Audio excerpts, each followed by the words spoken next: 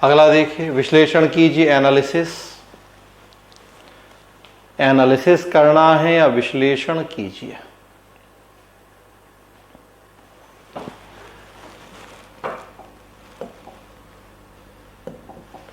क्या मतलब है इसका? विश्लेषण एनालिसिस, संश्लेषण सिंथेसिस परस्पर विरोधी शब्द है।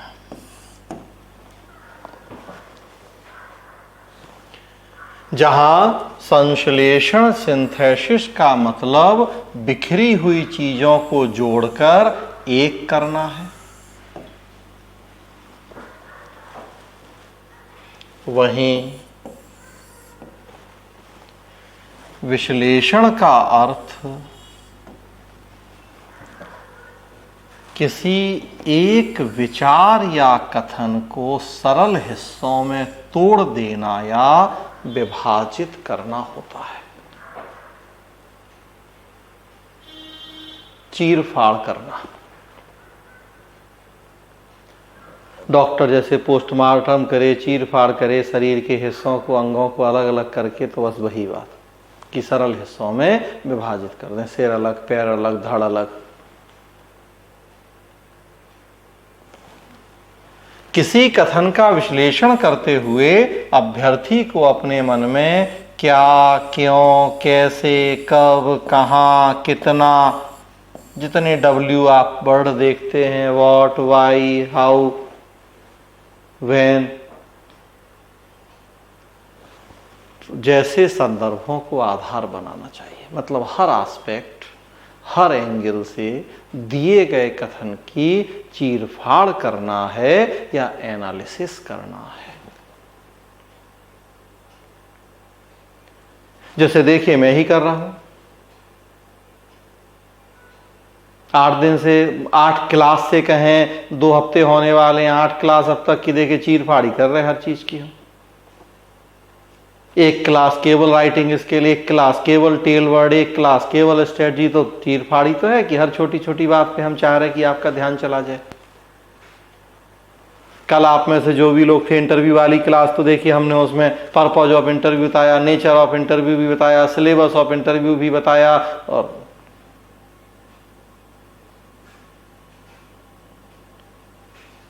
कमेंट देखिए आप, जो लोगों के कमेंट मिले हैं। कल 4 घंटे की क्लास, 6 बजे से लेके पौने 10 बजे, आप में से जो भी था, 1.5 घंटे का रफली प्लान था कि। और जो फेसबुक पे लोगों के कमेंट आए हैं कि जबकि 33वें नंबर पे क्लास थी मेरी, मुझसे पहले 32 लोग क्लास कर ले चुके हैं वहां उस विजयी भाव योजना के तहत। बहुत सारे सिलेक्टेड, बहुत रिटायर्ड IPS हो कई लोग, और तब 33वीं कल मेरी क्लास थी। और आप में से जो थे तो सुना भी होगा कि लोग कह रहे थे कि ये क्लास तो पहले दिन ही हो जाती तो वो 33 क्लास करने की जरूरत ही नहीं पड़ती।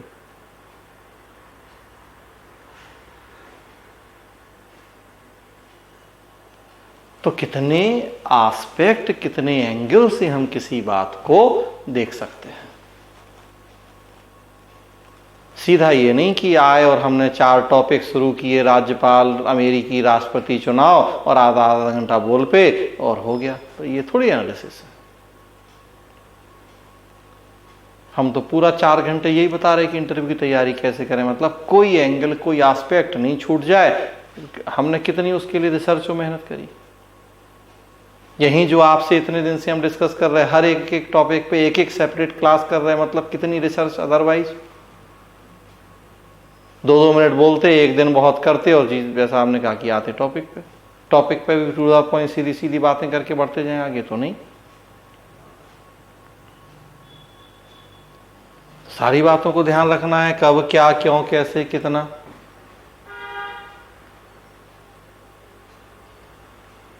तो हमने ये भी बताया कि पर्पज ऑफ इंटरव्यू, तो उसमें UPSC का क्या है, यूपी ने क्या लिखा है, RAS BPSC ने लिखा ही नहीं है। तो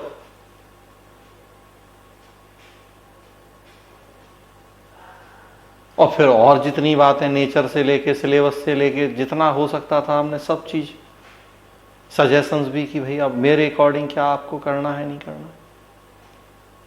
तो ये एनालिसिस ही को कहते हैं कि भाई हम आपसे एनालिसिस कर रहे हैं, हर इशू को जितना चीर फाड़ कर सकते हैं सब पे आपके ध्यान दिलाने की कोशिश कर रहे हैं।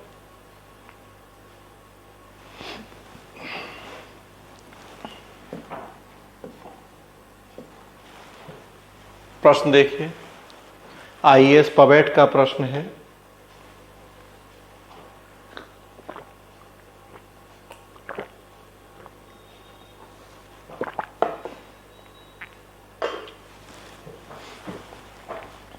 राज्य सूची को आवंटित प्रत्येक विषय पर एक अलग से केंद्रीय मंत्रालय या विभाग है। क्या इसका अर्थ संघ सरकार की सर्वोच्चता है या कि विकास प्रशासन पर बल है? विश्लेषण कीजिए। There is a separate central ministry or department on each subject allocated to state list. Does it mean supremacy of the union government or an emphasis on development administration? Analyze.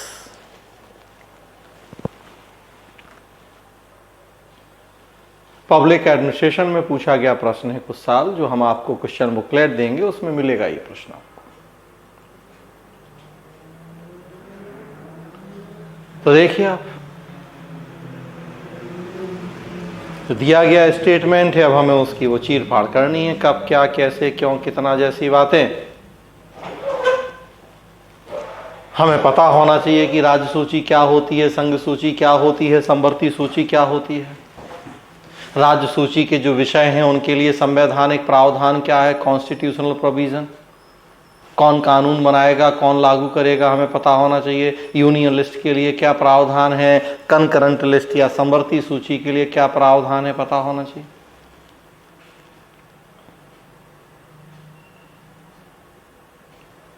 क्यों राज्य सूची, संवर्ती सूची, संघ सूची ये बनाई है हमने, ये वर्गीकरण किया है, हमें पता होना चाहिए। राज्य सूची के विषय कौन कौन से हमें पता होना चाहिए, सारे नहीं फिर भी 10-5 विषयों की जानकारी हो। फिर यह भी पता हो कि उन विषयों पर केंद्र में कैसे मंत्रालय है। स्वास्थ्य राज्य सूची का विषय है, केंद्र में मंत्रालय है। पंचायती राज राज्य सूची का विषय है, केंद्र में मंत्रालय। ग्रामीण विकास राज्य सूची का विषय है, केंद्र में मंत्रालय है। पब्लिक ऑर्डर राज्य सूची का विषय है, केंद्र में होम मिनिस्ट्री है, मिनिस्ट्री ऑफ होम अफेयर्स है।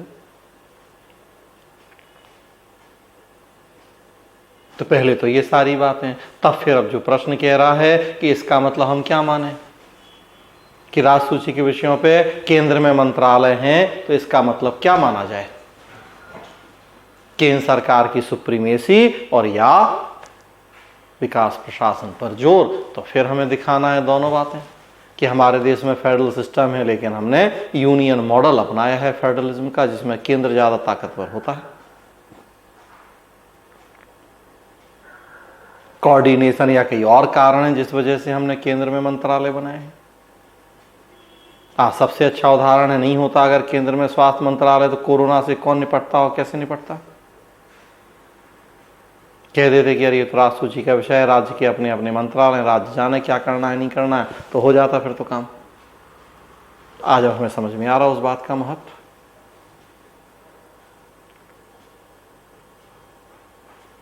लेकिन विकास प्रशासन पे जोर है तो वो भी बताना। डेवलपमेंट एडमिनिस्ट्रेशन हम पढ़ेंगे पूरी एक यूनिट, डेवलपमेंट डायनेमिक्स के नाम से सिलेबस में देख रहे थे आप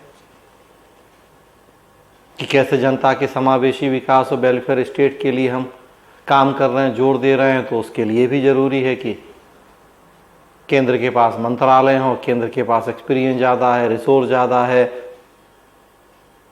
टेक्निकल नॉलेज ज़्यादा है, राज्यों के पास नहीं है वो सब चीज़ें। तो केंद्र ज़्यादा बेहतर ढंग से काम कर पाता है। अगेन वही हमने कहा कि आज कोरोना के दौर में देखिए केंद्र में नहीं होती हेल्थ मिनिस्ट्री, स्वास्थ्य मंत्रालय, तो क्या राज्य सक्षम थे जो निपट पाते?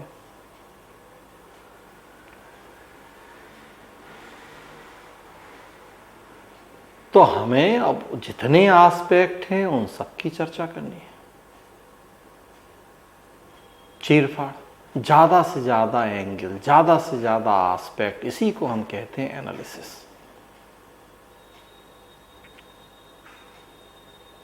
शब्द बहुत ज्यादा नहीं है हमारे पास, तो एक तरह से कहा जाए कि छू छू के निकल जाना है, 10 बातें लिखनी है 2-2 लाइन में, बहुत डिटेल डिस्कस नहीं करना उसे, जैसा पीछे था कि डिस्कस तो डिटेल, यह ज्यादा से ज्यादा एस्पेक्ट कवर करने हैं,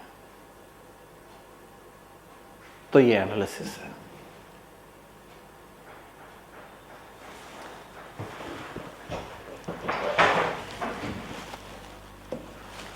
अगला है आलोचना कीजिए, क्रिटिसाइज। क्रिटिसाइज या आलोचना कीजिए। इसका सीधा तात्पर्य है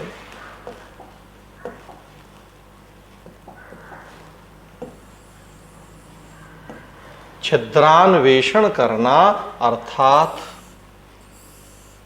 छोटी छोटी बातों, स्पेशली कमियों पर ध्यान देना।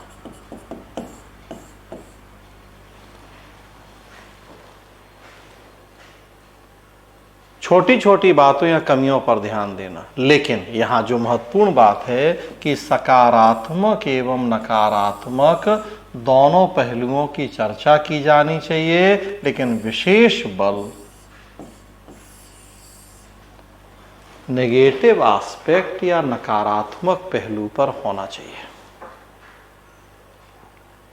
तो वही जो हमने कहा, छोटी छोटी कमियां, ऐसी कमियां जिन्हें हम इग्नोर कर सकते हैं, लेकिन अब यहां तो जब कहा जा रहा है कि नहीं बताओ, तो फिर बताना मजबूरी है।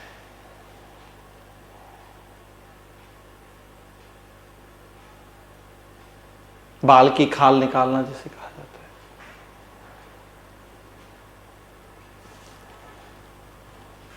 और अंत में एक हमें फिर प्रभावी निष्कर्ष लिखना है जो स्पष्ट करे कि आप अंततः क्या विचार व्यक्त करना चाहते हैं।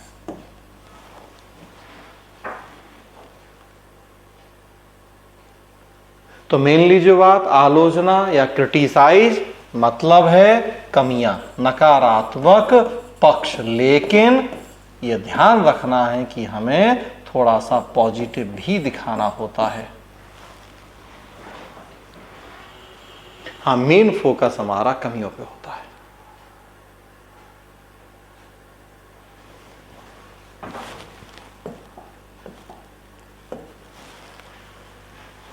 प्रश्न है, संघ तथा राज्यों के बीच विधायी, प्रशासनिक एवं वित्तीय संबंधों की आलोचनात्मक व्याख्या कीजिए। इसमें आलोचना प्लस व्याख्या दोनों आ गए। Critically examine the legislative, administrative and financial relations between union and states. तो क्रिटिकली एग्जामिन हो गया ये आलोचनात्मक व्याख्या।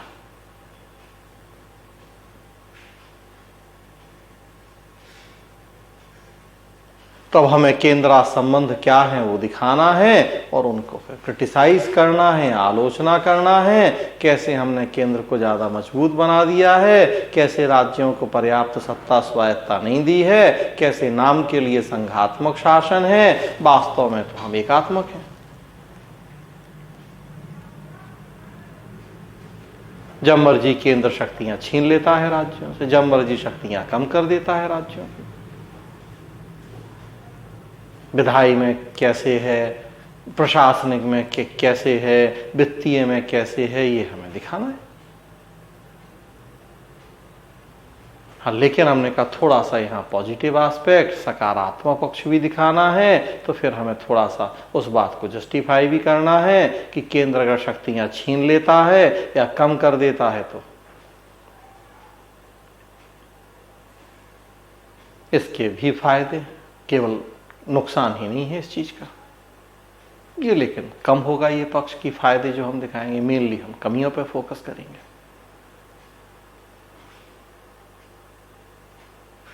तो ये हो जाएगी आलोचना, क्रिटिसाइज कर दिया हमने।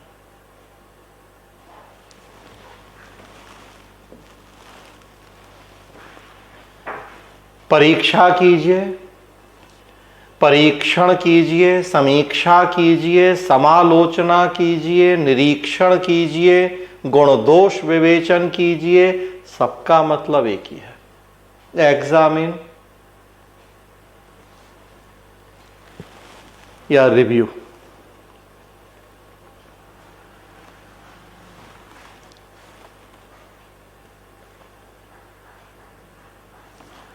सब पर्यायवाची माने जाते हैं। क्या मतलब है? ऐसे प्रश्न उम्मीदवार से किसी तथ्य या कथन की अच्छाइयों बुराइयों की गहरी समझ की अपेक्षा करते हैं।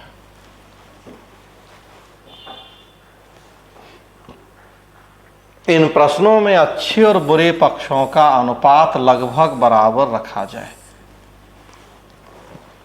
और यही डिफरेंस हो जाएगा क्रिटिसाइज या आलोचना से, जबकि आलोचना वाले प्रश्नों में नकारात्मक पक्ष का अनुपात ज्यादा होता है, बढ़ा दिया जाता है, अर्थात 70-75% तक कर दिया जाता है। अब ये रेशियो ध्यान रखना है बस। यहां आलोचना में देखिए लिखा है कि 75% नेगेटिव या कमियां, 25% पॉजिटिव। और यहां परीक्षा में लगभग 50-50।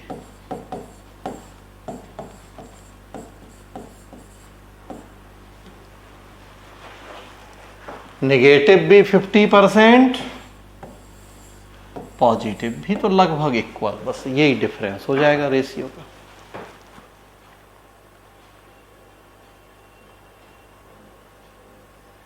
तो क्लियर है एकदम, मैथमेटिकल दृष्टि से बता रहे हैं हम आपको कि आलोचना में 75-25 का रेशियो होगा, नेगेटिव ज्यादा होगा, पॉजिटिव कम, परीक्षण में लगभग इक्वल होंगे, 50-50।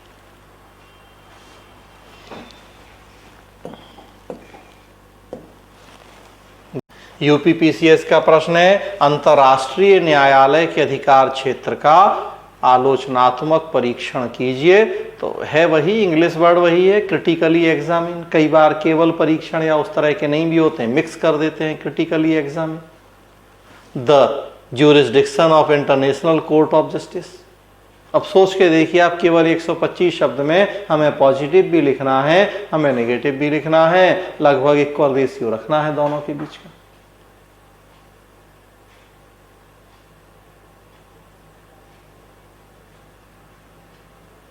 तो यहां तो क्रिटिकली एग्जामिन लिखा है, हम क्रिटिकली वर्ड हटा देते हैं, केवल हम एग्जामिन वर्ड कर देते हैं उसको।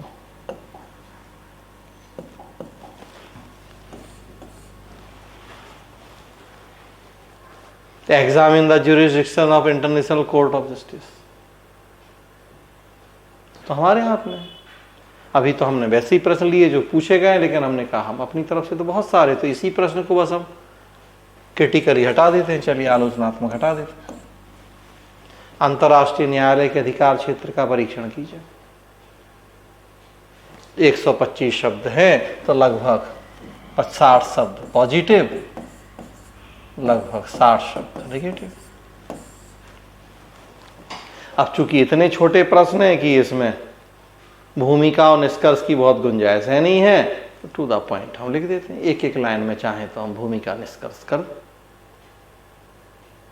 तो मेन जो बात ध्यान रखनी है कि पॉजिटिव नेगेटिव का लगभग इक्वल रेशियो होगा।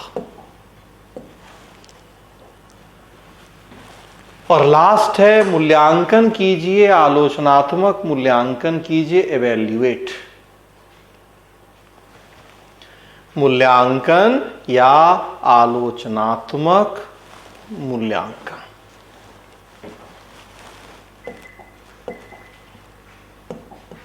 क्या मतलब है इस बात का? लिखा है मूल्यांकन का अर्थ है किसी कथन या वस्तु के मूल्य का अंकन। अगर हम संधि विच्छेद करें तो मूल्यांकन मूल्य का अंकन करना। ऐसे प्रश्नों में अभ्यर्थी से अपेक्षा की जाती है कि वह पूछे गए विषय का सार्वकालिक या वर्तमान महत्व रेखांकित करे। मतलब अब हमारी अप्रोच क्या हो जाएगी कि हमें वर्तमान समय से जोड़ते हुए उसका महत्व बताना है। यह है मूल्यांकन, एवेल्युएशन।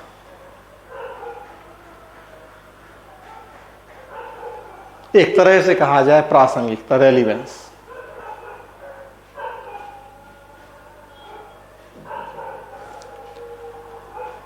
उसकी कमियां भी बताएं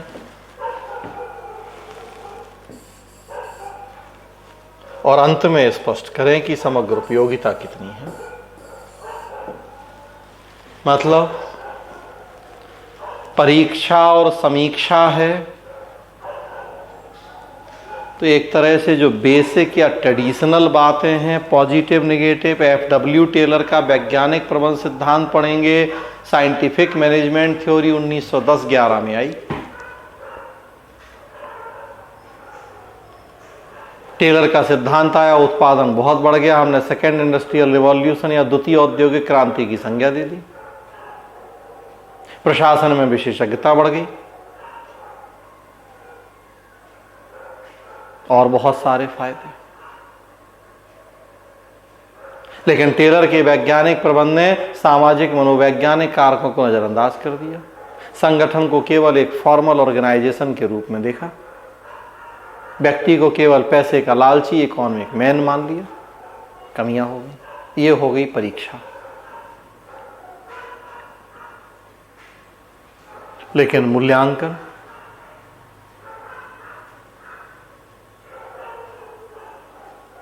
टेलर ने विशेषज्ञों की भूमिका पर बल दिया था और वर्तमान समय में हम लैटेरल एंट्री के माध्यम से देख रहे हैं कि प्रशासन में विशेषज्ञों की भूमिका बढ़ाई जा रही है।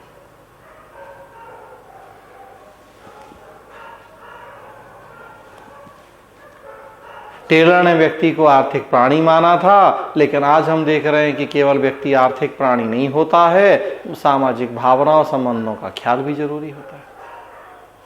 मतलब हमने पॉजिटिव भी बताया कि विशेषज्ञों की भूमिका, हमने नेगेटिव भी बताया कि केवल आर्थिक नहीं, लेकिन हमने ये काम क्या किया, वर्तमान समय से जोड़ते हुए बताया। तो ये हो गया मूल्यांकन, इवैल्यूएशन। तो ध्यान रखना है कि जब मूल्यांकन होगा तो हम कुछ रिसेंट एग्जाम्पल्स के साथ उसी बात को बताएंगे, वर्तमान से जोड़ते हुए चर्चा करेंगे। और परीक्षा समीक्षा है तो वर्तमान से जोड़ने की जरूरत नहीं होती है, जो एक ट्रेडिशनली उसके पॉजिटिव नेगेटिव हैं वो बता देंगे। तो ये इनका डिफरेंस होता है।